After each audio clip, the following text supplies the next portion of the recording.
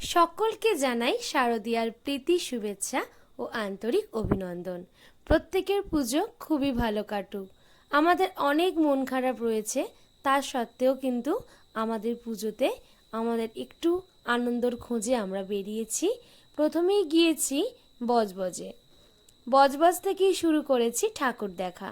এইখানে ঠাকুরটা কিন্তু ভীষণ ভালো হয়, তো তোমরাও যদি চাও অবশ্যই এখানে ঠাকুরটা একবার দেখে আসতে পারো। গোল্ডেন কালারের এই প্যান্ডেলটা অপরূপ কারুকার্যে পরিপূর্ণ ছিল। আর তখনও কিন্তু উদ্বোধন হয়নি, কারণ আমরা দ্বিতীয় দিনকেই ঠাকুর দেখতে বেরিয়েছিলাম। ফিতে কাটা না হলেও দর্শকদের কিন্তু ঠাকুর দেখাতে কোনো রকম বাধা সৃষ্টি করেননি, এই জন্য কিন্তু ভীষণ ভালো লাগছিল। কিন্তু এর পরের প্যান্ডেলটা উদ্বোধন হয়নি বলে কাউকেই ঢুকতে দেয়নি। অগত্যা ঠাকুর না দেখতে পেয়ে মন খারাপ করে বাটায় চলে এলাম।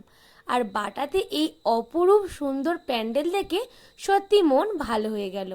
অবশ্য খুব একটা ভিড় ছিল না, তো সেই জন্য একটু ফাঁকায় ফাঁকায় ভালোভাবেই ঠাকুরটা আমরা দেখতে পেরেছি।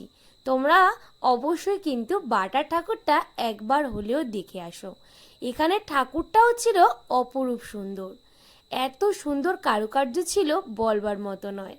তবে এখানের একটা বিশেষ আকর্ষণ ছিল, সেটা হলো মায়ের রূপ যেমন আমরা সামনের দিকে দেখছি, তেমন পিছনের দিকে এই মৃন্ময়ী রূপটাও দেখা গিয়েছে।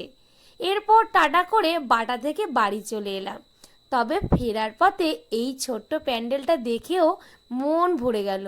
দেখতে ছোট হলেও কারুকার্যে কিন্তু ছিল অনেক বড় মাপের, তাই না দেখে পারলাম না। এর ভিতরের যে ঠাকুরটা ছিল সেটাও ছিল অপরূপ সুন্দর। আসলে মা মানেই সুন্দর, যেরকম ভাবেই মায়ের মূর্তি হোক না কেন খুবই ভালো লাগে। পার্ট টুর জন্য অপেক্ষা করো।